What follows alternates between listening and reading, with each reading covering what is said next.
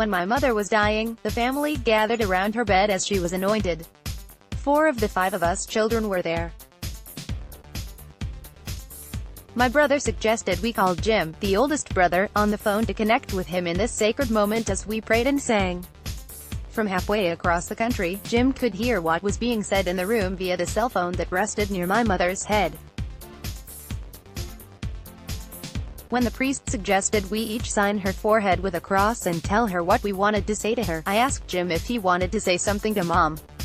I tucked the phone next to her ear, and we could hear his tearful and loving voice give her a message. A few years later, I attended the funeral of a woman whose granddaughter, Marie, was in India and could not come back to the U.S. for the services. But during the funeral, in the front pew, a woman held up an iPad with Skype so that Mary could be there, and watch the services, and hear the readings and the homily. As we processed up for communion, the woman turned the iPad toward the line of people passing the front pew. There on the iPad, Marie, from her room in India, teary looked up at those who were mourning her grandmother as she was. A number of people stopped to touch the iPad in greeting, as Mary nodded in recognition. As I write this, I have one eye on a webcast from Nebraska's legislative body 60 miles away. I can check in on them periodically as they debate and prepare to vote on whether or not to end the death penalty in our state. All of these are examples of how technology can be a wondrous way to connect with each other in ways impossible before. As computers, smartphones, and the internet change our lives at an increasingly rapid pace, Pope Francis urges caution.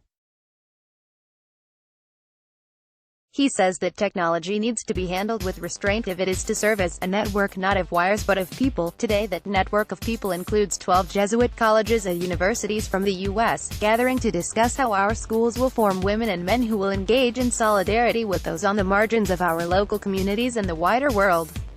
These Heartland Delta meetings will help us reflect on how to answer the call from Pope Francis and our Jesuit tradition to take on this globalization of indifference through attentiveness to the poor and vulnerable. The meeting will happen virtually, with hundreds of us staying on our own campuses, pulled together by computer and satellite connections.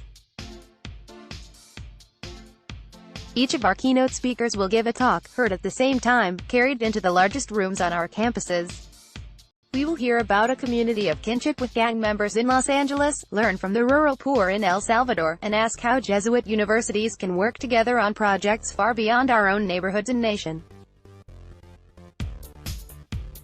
Technology can be a major distraction or an incredible boon in our lives. Some days it is both.